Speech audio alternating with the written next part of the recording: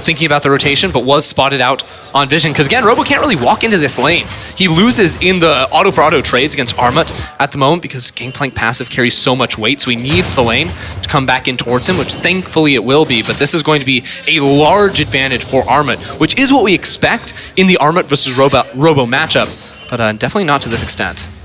And difficult, even with the counter pick, not able to match here, even with red side.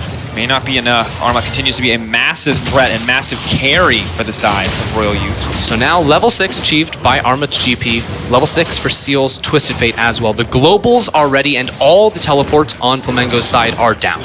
So the lead is definitely with Robo in terms of the ability to make a play at the moment. They even see Shrimp on the top side of the map. So I really want Royal to seize the window, in the next minute or two and find a play. I think bot lane is where it starts here, because you can bring all those globals down and try to catch out the lower mobility Ashe. As long as Thresh isn't there with a lantern, it should be an easy kill.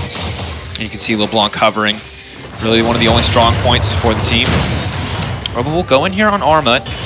But Armut very cleverly just waiting for the shield to run out. Robo now going to be in trouble, forced to ult back into the GP cannon barrage. First blood for Armut. Here comes Shrimp. Shrimp going to trade one back, instantly cuts him down. This is what we're talking about, having the Nocturne to try and equalize the side lane matchup. Very important for Shrimp to come here and at least get an assist over towards Robo. That matchup not going to get easier anytime soon. At the same time, Closer can respond on the bottom side of the map, not with a kill or fight or anything like that, but an early Ocean Drake, which would be very beneficial. Now, Robo was just level 5 at the start of this, but ticks on over. Now what happens is greed for the CS, and then for the all-in, surprisingly, thinking his passive is enough to go for the fight, but that's where Armut says, no, no, no, with the burn damage from Corrupting Potion, as well as the passive, and the ulti coming through, he finds the solo kill, but Shrimp able to come in clutch and equalize. Realistically, very good from Shrimp to be there to punish, but it does cost the team the Ocean Drake in the meantime, and that's going to make this top lane matchup even harder.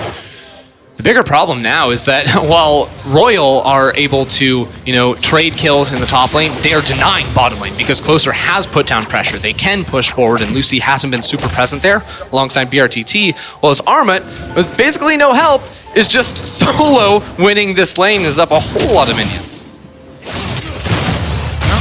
Checking in across the map. Have to be wondering when BRTT is going to throw out the arrow, when the team will find the opportunity to set up. So far, been a very reactive game from Flamengo. Goku steps forward, will leap back, Closer here to try to punish, but they're not going to get much else. Just focusing on securing mid lane priority to get it back for Seal. Looks like he's going to opt to stay instead. Nocturne also floating around in the area. Of course, very long cooldown on the Paranoia at early levels. The other thing for Royal in terms of trying to make a bot lane play happen is the BRTT is just never pushing down here. He's realized that he's sort of on his own, so it is slowing down the pace of this game. Royal passively gaining leads in both top lane and bottom lane. Even mid lane, Seal with the stack deck passive and the Kleptomancy should be cashing in on a little bit extra money in an even laning state. So going neutral isn't actually the worst thing for Royal, and I think they do have a lot of good scaling options as well. Khan goes in, instantly forcing the flash. Didn't look necessary. But here's the thing. There's no vision of where Closer is on the map right now. The river is dark right here, so it could be very likely Closer was in that river, waiting to land a Q. Going out, hook does connect. BRTT can go into the recon. He's going to fire the arrow. Can he actually finish this kill off, though? Because Thresh is now in trouble. The heal has gone down. Pilot now running forward. That's going to be one. BRTT could be in trouble. The pullback hasn't even been used, but the Nocturne ult comes back to dissuade any aggression, and it's going to mean Armut's death on the top side of the map. A 1-for-1 overall. Twisted Fate. Oh! Now coming in, the gold card. Is it going to connect? Robo needs to get out. Hookshot wall dive. Not available. He's going to get taken down. The kick into the wall just to seal the deal. Closer takes down Robo. A crucial response there from Seal, and Royal win out across the map. A straight-up 2v2 down bottom side, and then Seal coming in to turn things around up top lane. This is how the global comp should be working, and we see the play topside one more time because Robo very low, so Armut thinks he is safe. He also has his jungler in the area, sustaining up a whole lot, but the burst damage he can't quite compete with, and Robo able to go untargetable and stay alive for quite a while. But this is where Robo stays on top of the wave, tries to flash away, but you cannot escape. Even the vision from Destiny, meaning that Seal can land the gold card when Robo was in that bush. Yeah, Robo's going to be kicking himself for walking back into that creep wave.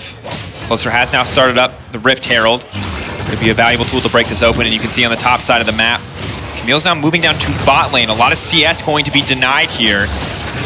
Hawkshot's been used. They know that this is happening. LeBlanc can step in. Nocturne can step in, but there's no ulti for the Nocturne. The gold card up and available for Seal. A lot of potential burst damage. They are just going to be able to secure this one. Shrimp's overstaying is welcome, and now the knockup's going to come through. LeBlanc's not going to be able to make it out of this one. Goku goes in. The flash goes in as well. Shrimp now in trouble. The GP Cannon Barrage zoning him away. Kick goes onto the clone. Well placed by Goku.